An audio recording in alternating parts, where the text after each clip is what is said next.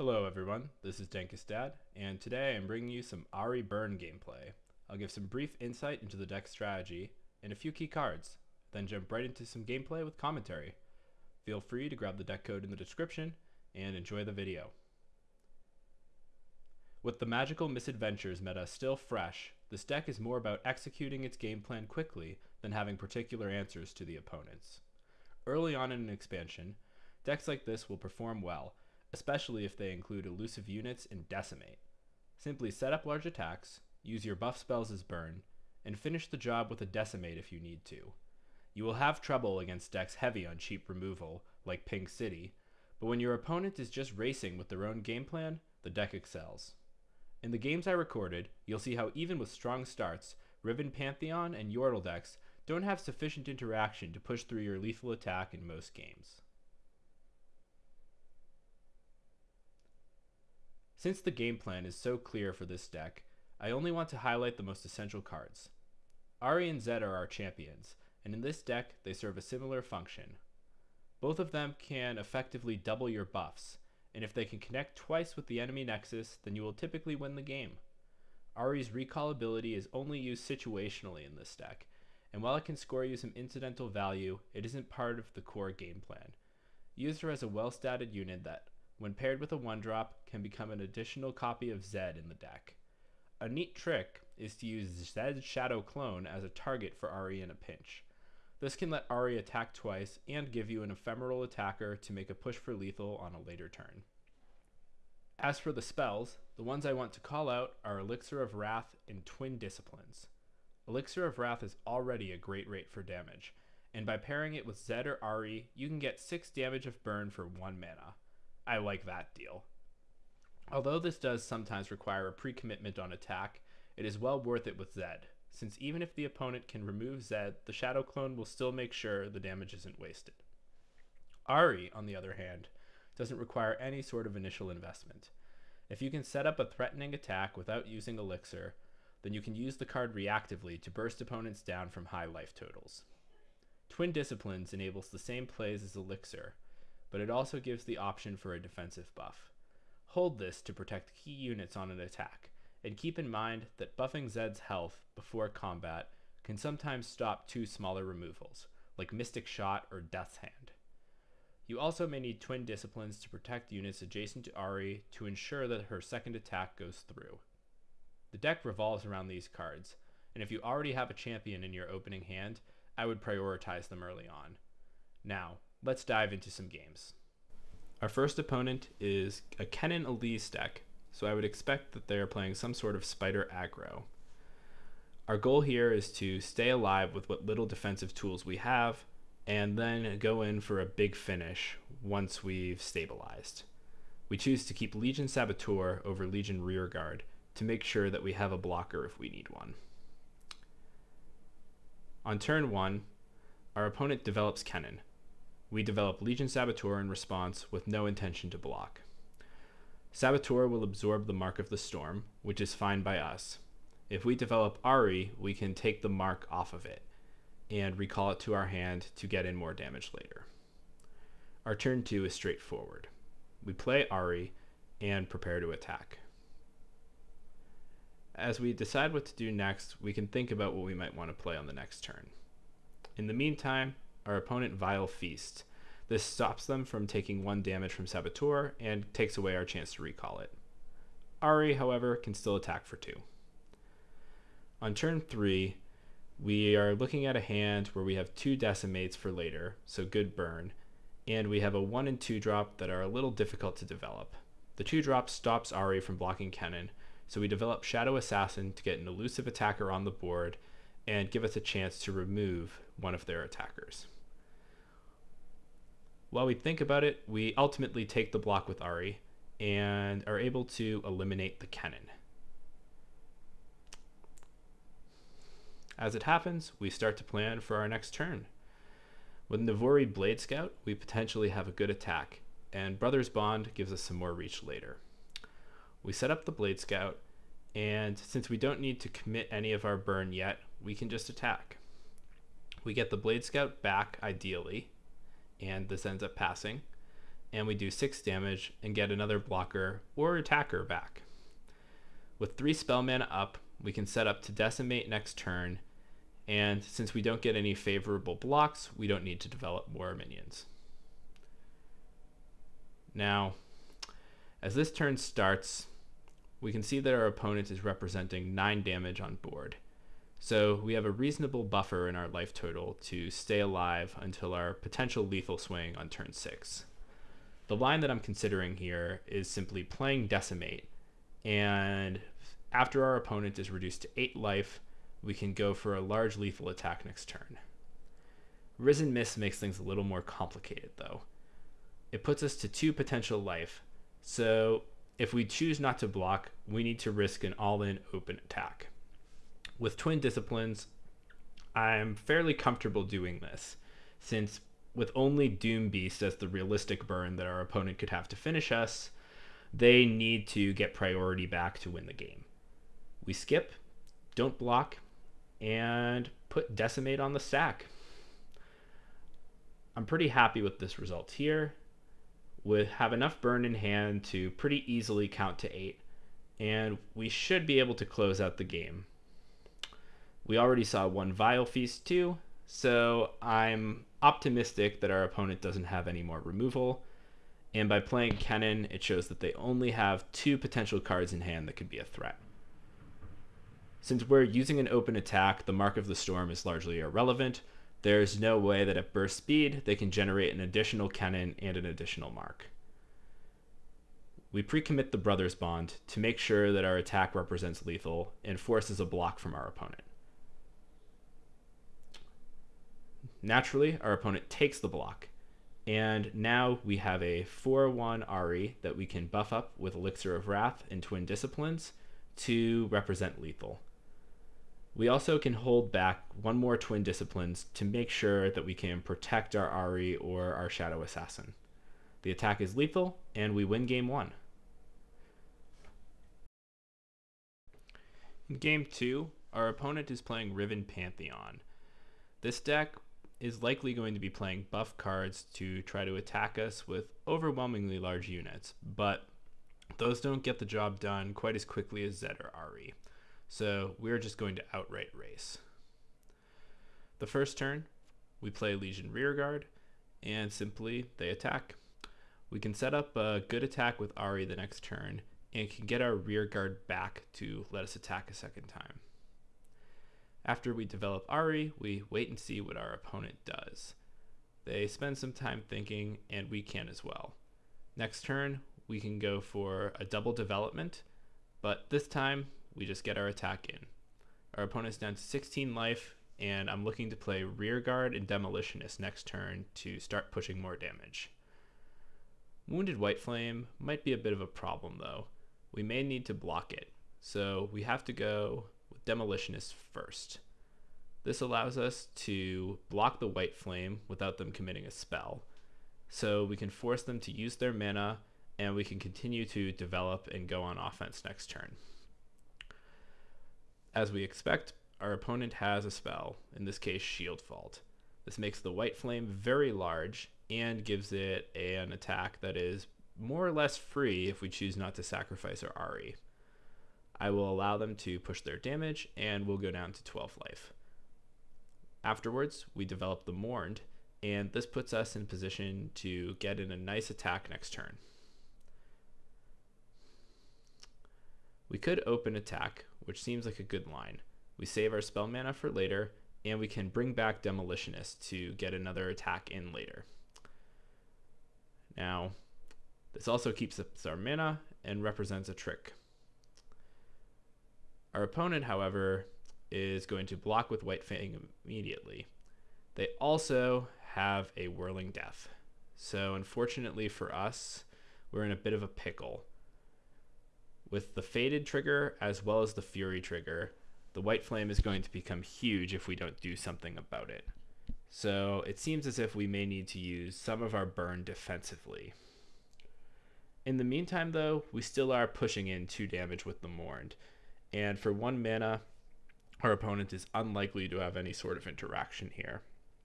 We'll use both Elixirs of Wrath to buff up our Demolitionist so that it will trade with the buffed White Flame.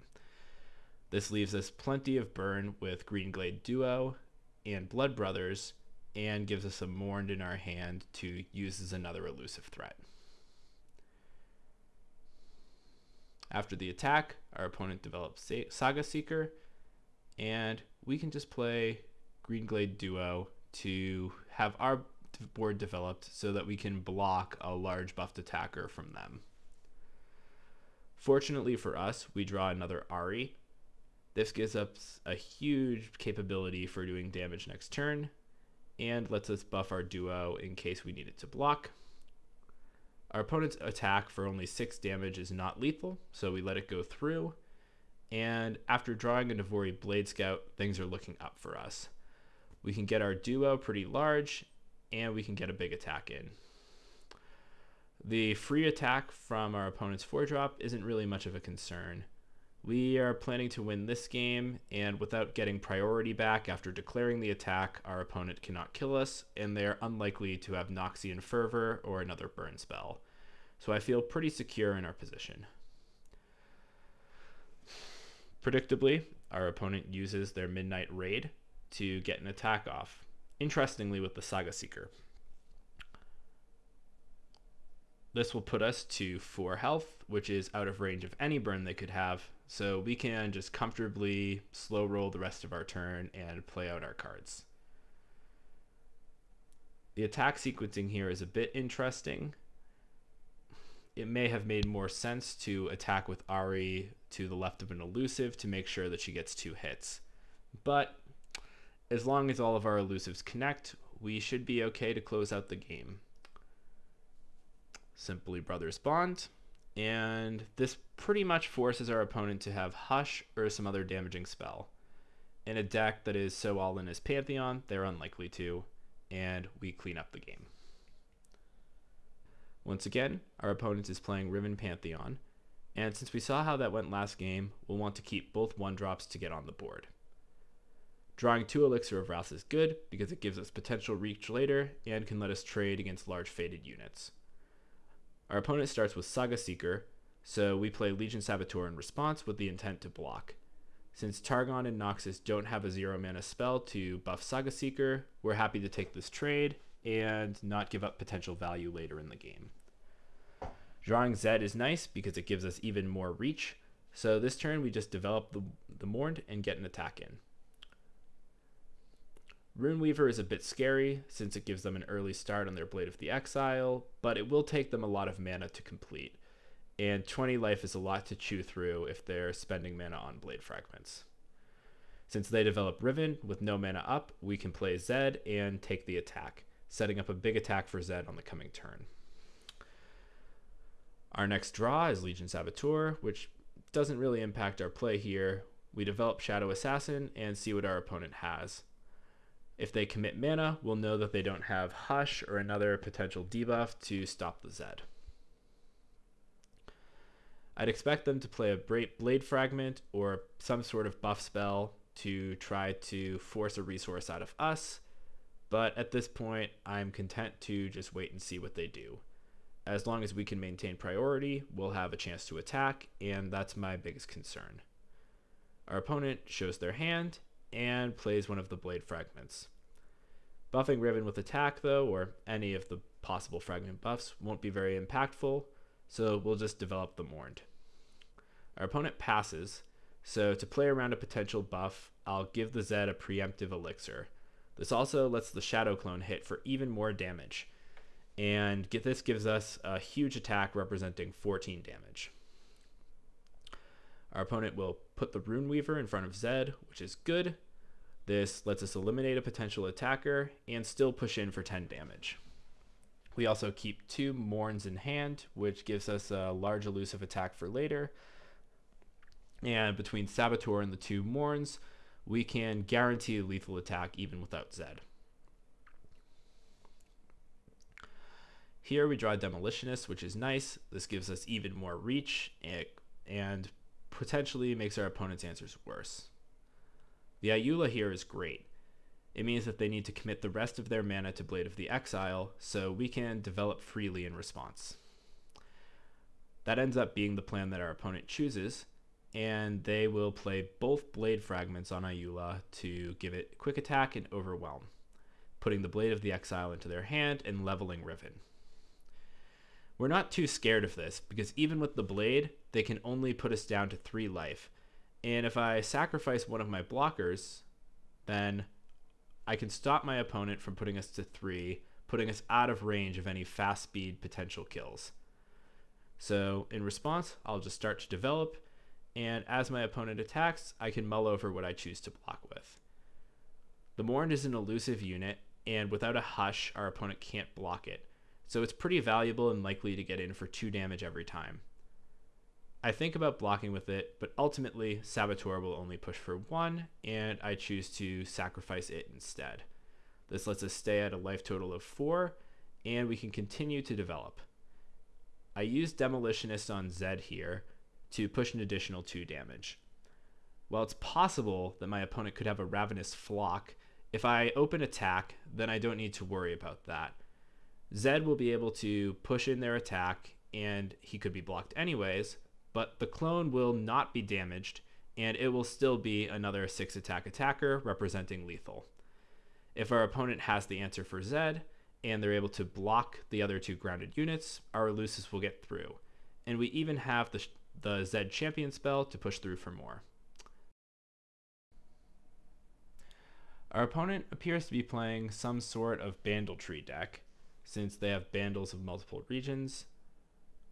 I'm not sure what to expect out of this. I keep a 1-drop, knowing that I'll need to be aggressive, and I look for a champion. I find Twin Disciplines, but I don't find any champion, so I'm a little bit nervous about my ability to put up early damage. Nonetheless, we will give it our best shot. Turn 1, I draw a Zed, which mitigates that fear quickly, and we play Legion Saboteur, getting ready to attack. I'm still trying to think about what removal or other options our opponent could have. Normally, Bandle Tree is a Noxus deck and not a Piltover and Zon deck. Thermogenic Beam, though, is a pretty strong removal, and it takes care of our Saboteur.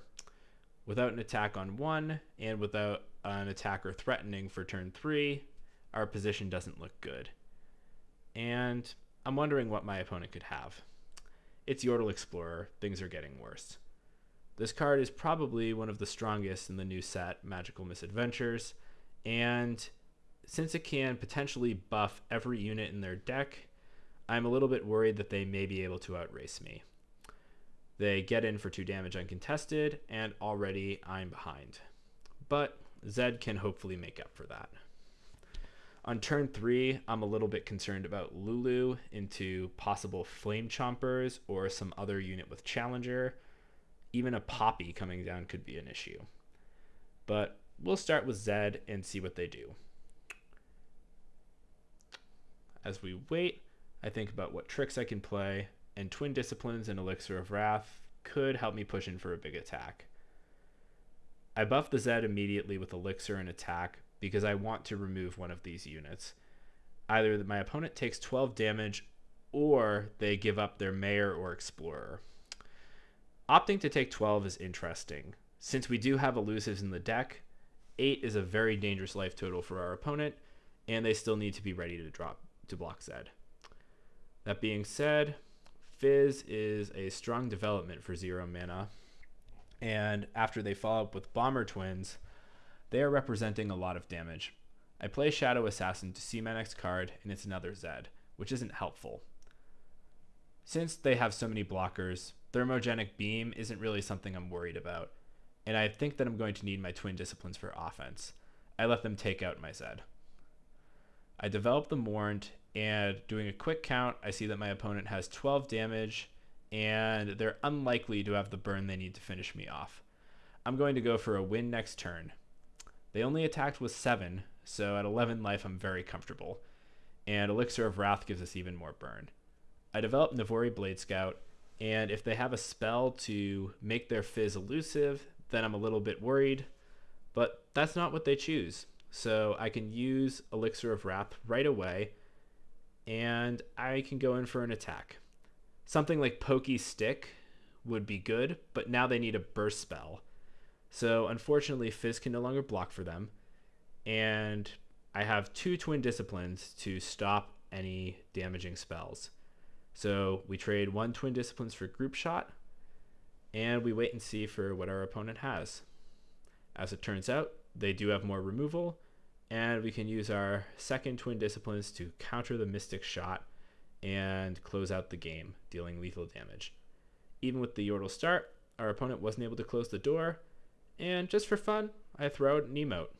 Well played, opponent. That's all for this video. Thank you very much for watching. If you like this style of post-game commentary, let me know. And if you'd prefer live, I'd like to hear it too. Give me a heads up in the comments for which style you prefer, and I'm looking forward to coming in with the next video. Thanks again, and I'll see you next time.